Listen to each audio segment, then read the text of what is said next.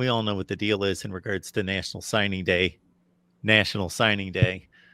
4 of 100 top players. Looking at the top 196 had already signed before today, but the big fish, Nyckoles Harbor, chose South Carolina.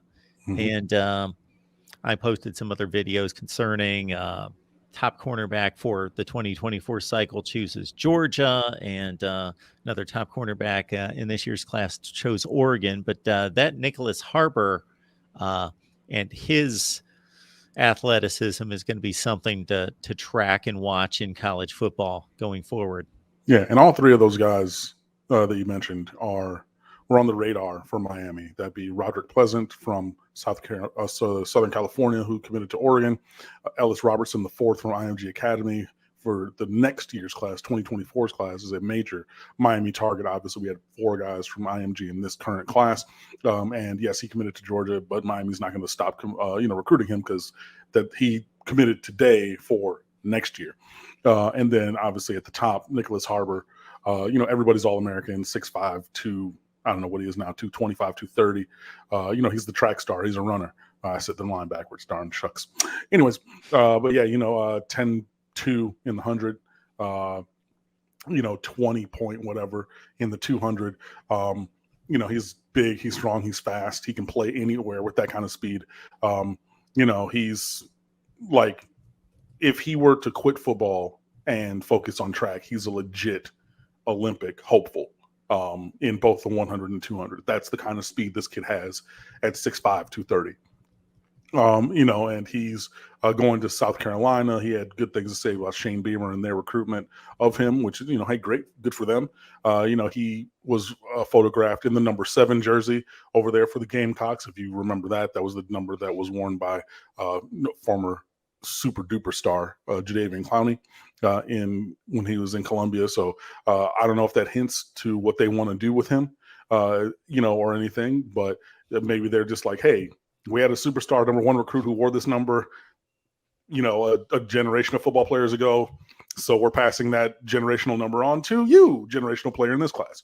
But yeah, Nick Harbor can play anywhere. If they want to play him at, 3-4 outside backer who drops into coverage and also rushes the passer, they want to put him at the edge, put his hand in the dirt, and just go upfield. If they want to put him on offense and play him at, wide receiver or tight end, because again, this kid has all the speed that you want. He's, in terms of Miami, if you're talking about, Ray McLeod and not Ray McLeod, excuse me, Ray Joseph and Robbie Washington.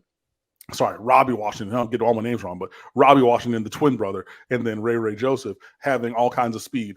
This kid is 7 inches taller, 60 pounds heavier, and faster, literally. Like, he's a freak show. So, that's a real good get. Miami, he was not coming to Miami, guys. Recently when he kept saying, oh, Miami is finalist, I was quick to tweet. I said, he never took an official visit here. Like, that's a foundational recruiting rule for me. And I know it's going back to, 5-6 cycles ago when I wrote that in 2018, but it said file the visits. For a major out-of-state star, you had to have an unofficial and official at least. The kid came down on his own dime for an unofficial visit. He never came back again. What are we talking about here? Right? Everyone's like, oh, well, Trevante Citizen committed without visiting. Oh, you want to talk about all the different parts and pieces of the Trevante Citizen situation? Sure, fine. He's from Louisiana, so he's out of state. Okay, he'd come down on a 7-on-7 trip that same weekend a year and a half ago for Miami Battle. So he had been down, right? He was an SEC recruit. He was being recruited by Ole Miss and by LSU. So he had familiarity with those coaches. He committed to LSU. Right? LSU underwent a coaching change, recruiter change, and one of his close recruiters from Ole Miss then goes where? Miami in Kevin Smith last cycle. And you get Mario Cristobal coming down to Miami, so they have undergone a coaching change as well, and several decommitments, a couple of injuries. And then you have Mario Cristobal at the last minute going around to the handful of guys that he thinks he can get and does, And again, you're leveraging a previous relationship with Kevin Smith coming over. I didn't even look at his offer list, but I'm pretty sure that Mario Cristobal had offered him a scholarship, even though he didn't even visit over there. But when you get down the list and you have 12 or 13 things that are in the scenario for something like that, it is not as simple as, oh, well, Trevante Citizen didn't take an official visit last year, so of course, like, Nyckoles Harbor is going to come in with this year. And look, I get where you're coming from, and I get the, like, look, and these are, like, I saw that said by people that I know and respect, in terms of their opinions and in terms of the world of recruiting. But like, everything is not the same. And even though there was that one point of comparison of being like, oh, Citizen did not visit but signed with Miami, and Harbor did not visit, so he could potentially sign. True, but all of the other situations, all the other circumstances in that scenario were not the same. So focusing on that single issue, I think, was foolhardy. And yeah, it was just like, maybe Harbor really enjoyed his unofficial visit to Miami. Maybe Harbor really thought, hey, I could one day see myself being a Hurricane, but he did not take an official visit down here. And I was very firm in the fact that that was going to lead him elsewhere, and was proven true again about that. But yeah, when he did not take an official visit, Miami had a puncher's chance at best. And these are the kind of things that will happen. Now, Miami did win, a bunch of elite recruits, top end guys. Now, it was just at the early signing period because we didn't sign anybody now.